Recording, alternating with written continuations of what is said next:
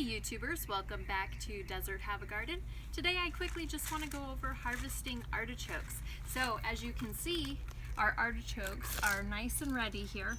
If they're not just a little bit small. However, you can see if you come in closer, you can see that they're starting to open, and you don't want them to open up too much because if they open up, they're just going to go to flower and they won't be any good for eating.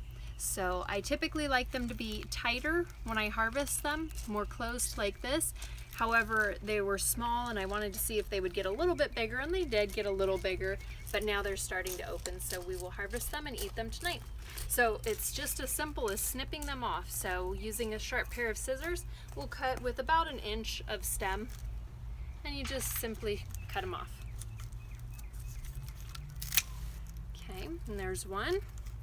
And we're even going to cut off these little guys. Now, if you can see right here, there's a tiny one forming, and I doubt it will do anything, but I still am going to leave that there just to make sure that if it does want to grow, it may.